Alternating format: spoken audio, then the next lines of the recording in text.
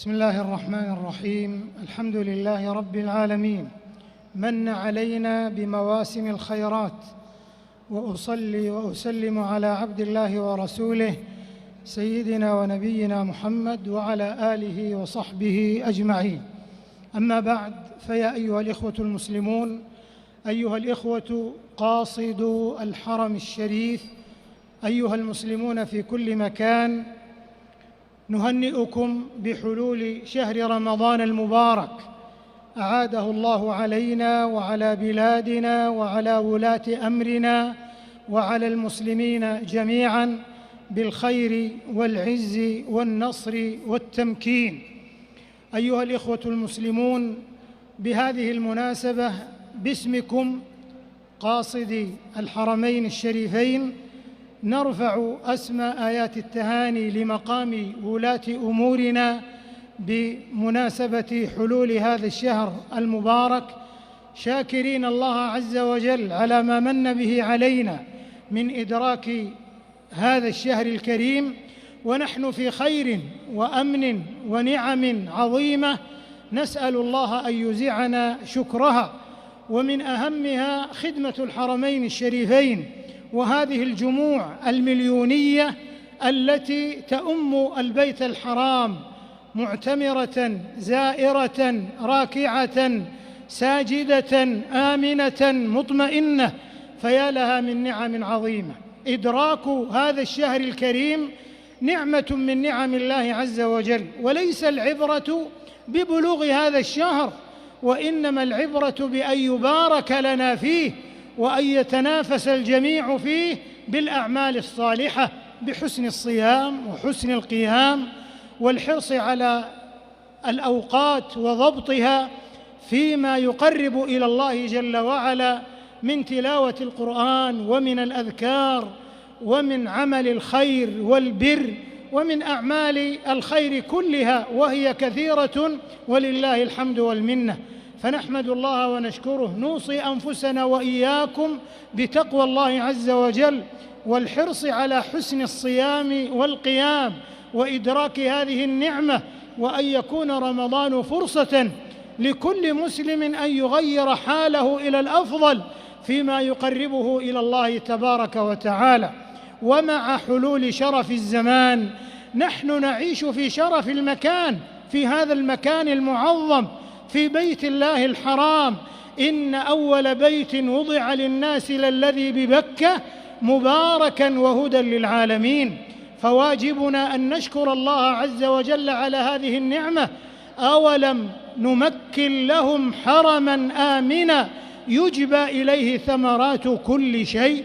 كما يجب علينا أن نرعى آداب هذا البيت وأن نعظمه، فإن تعظيمه من تعظيم شعائر الله، ذلك ومن يعظم شعائر الله فإنها من تقوى القلوب، بحسن الأدب فيه، بأن يتفرغ القاصد للعبادة، أتى للعمرة وأتى للزيارة وأتى ليصلي، فليراعي الأدب مع هذا البيت المعظم بخفض الصوت فيه والإقبال على العبادة وعدم الانشغال بأي لون من الألوان التي تصرف المرء عن عبادة الله. ومما يلاحظ على بعض القاصدين انشغالهم بالهواتف المحمولة أو بالتصوير، فيضايقون الناس ويزاحمونهم، بل لربما يؤذونهم، وأذى المؤمنين أمر منكر، والذين يؤذون المؤمنين والمؤمنات بغير ما اكتسبوا فقد احتملوا بهتانا وإثما مبينا.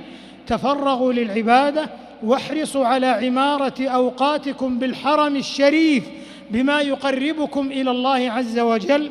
كونوا عونا للجهات المسؤولة في مراعاة الأنظمة واتباع التعليمات. جهود رجال الأمن وفقهم الله جهود مذكورة مشكورة في الحرص على استتباب الأمن في بيت الله الحرام. جهود إخوانكم في رئاسة الشؤون الدينية في التوجيه والإرشاد. جهود إخوانكم في الهيئة العامة للعناية بالمسجد الحرام والمسجد النبوي فيما يتعلق بالخدمة.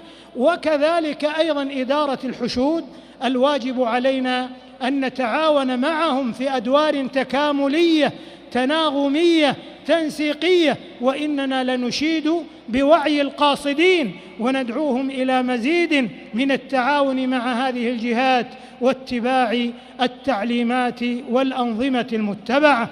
كما نؤكد على أن صحن المطاف ينبغي أن يفرغ للطائفين، فالطائفون هم أولى من غيرهم، والمصلون ولله الحمد والمنة يجدون في ساحات الحرمين ويجدون في التوسعات التاريخية العملاقة ولله الحمد والمنة ما يجعلهم يؤدون هذه العبادة على الوجه المطلوب.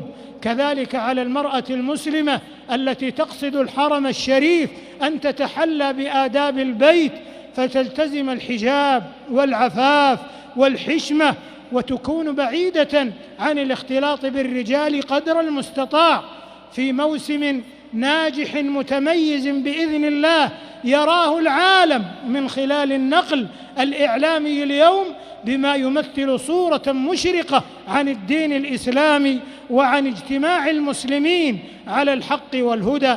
الله الله بإخلاص العمل، ألا لله الدين الخالص، والتفرغ للعبادة ومراعاة الأمن والنظام والاحتياط للسلامة والصحة وما إلى ذلك من الأمور التي تعينكم على أداء مناسككم بكل يسر وسهولة.